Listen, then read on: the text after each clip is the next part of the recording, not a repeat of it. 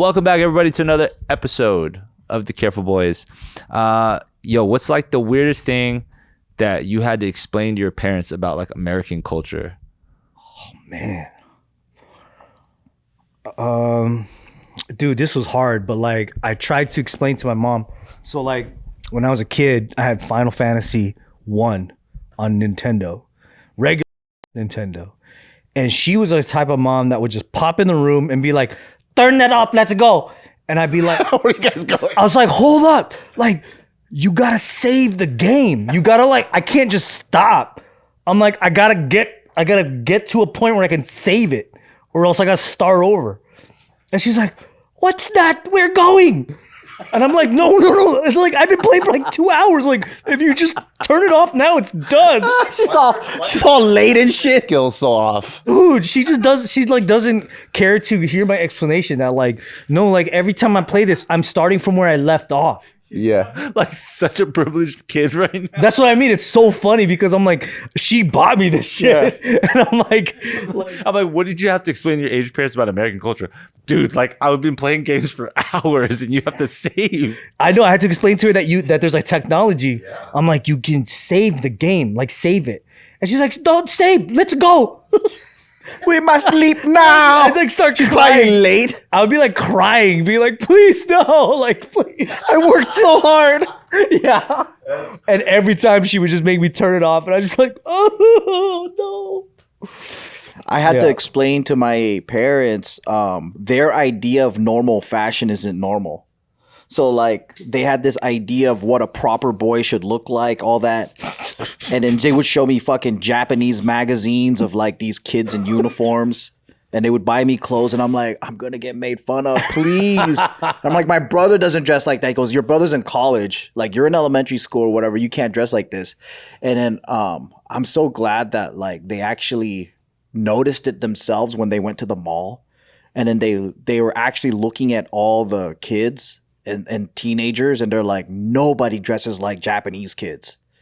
So then when they came back, they're like, okay, we could go shopping, but like you can't wear baggy pants and shit like that. I eventually got there, but man, that was a grind because I think in their minds, everyone was like looking sloppy and wrong.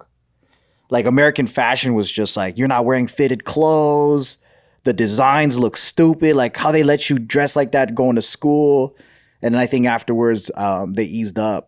So I wasn't getting made fun of for the clothes that I was wearing.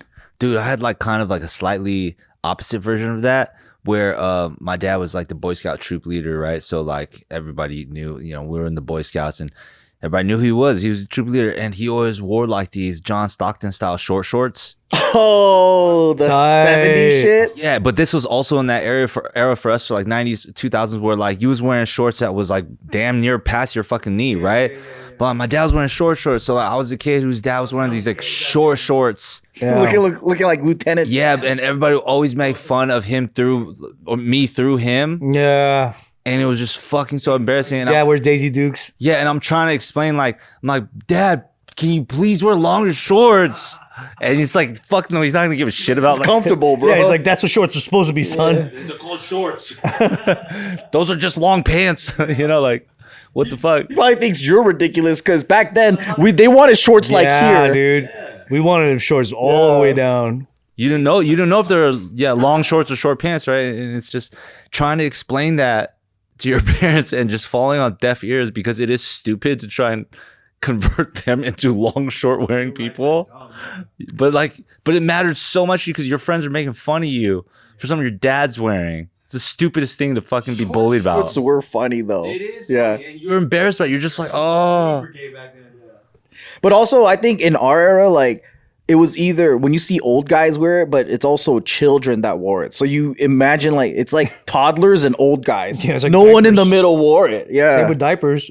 Yeah. I just realized I don't think I try to convince or try to explain to my mom what American life was because she's so fucking crazy. There's no chance. So I think I just lived whatever she wanted.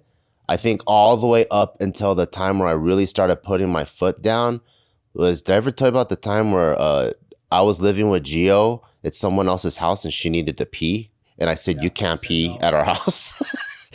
Did I ever tell you that or no? Wait, I think you did tell us that. So yeah, long story short, me and Gio lived in Alhambra. We were like a lot of like late 20s roommate situation, kind of like friends or whatever. Everyone found each other on like roommate.com.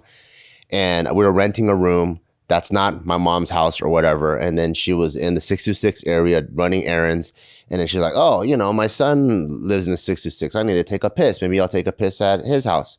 And then I was like, no, you can't take a piss. You can go down Valley. There's tons of Chinese restaurants. I'm sure they'll let you take a piss.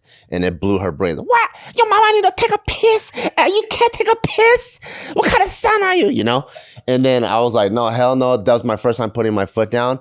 And then I think I had to explain to her, because I feel like in the Chinese culture, your whole lineage is just a relay race. It's just grandparents pass a baton down to your parents pass a baton down to you, you pass it down. So there's no identity. Everything is for your family name and all that. And I think for the first time, I'm like, no, I gotta stop this bullshit where I'm living your life because you are unhappy living grandparents' life. Grandparents was living unhappy. You know, like I gotta pursue my own life. That's my responsibility. And this is my own sovereign life. He's like, I gotta pursue my own life. Therefore, you cannot. No, you cannot. This is symbolism for all the times you fucked me over as a kid. You go pee fucking at Garden Cafe at A&W. Yeah. And I think I had to explain that to her.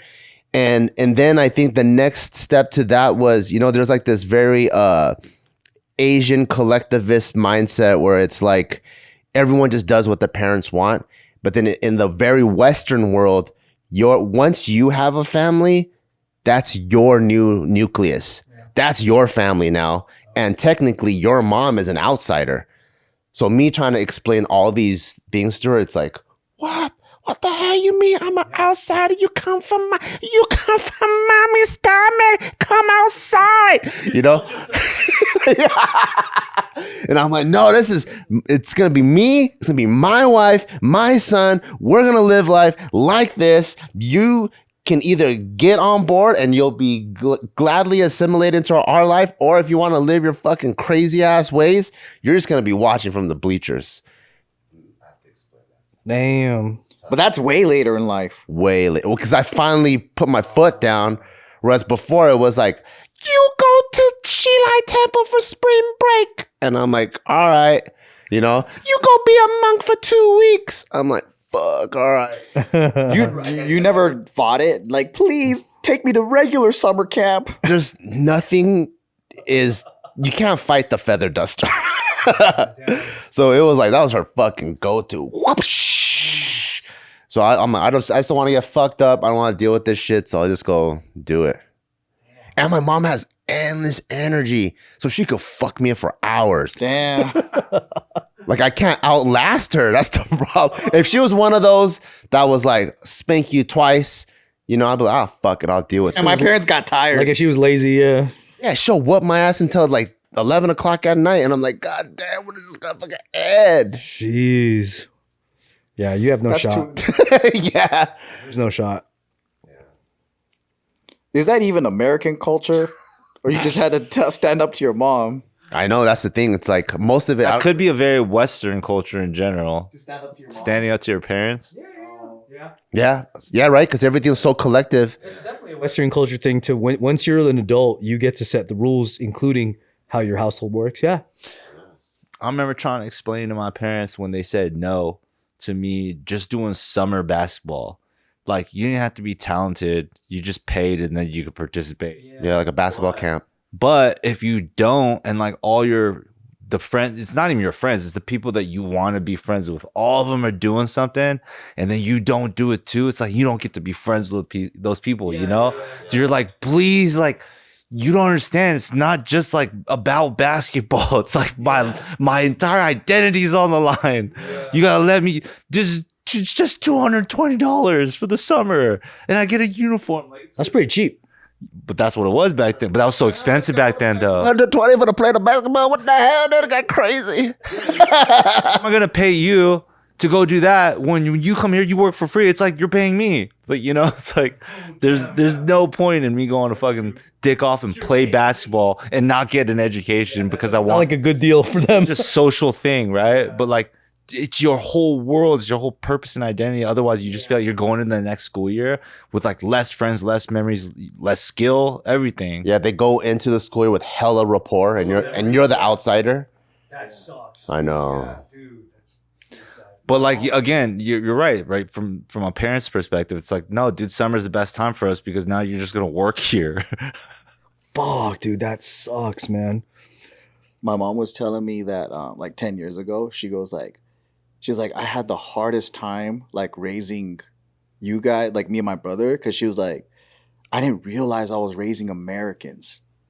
So she's like, you know, like when you like if someone grows up in a one culture country, everything is done one way. Yeah. So she didn't grow up in diversity or anything.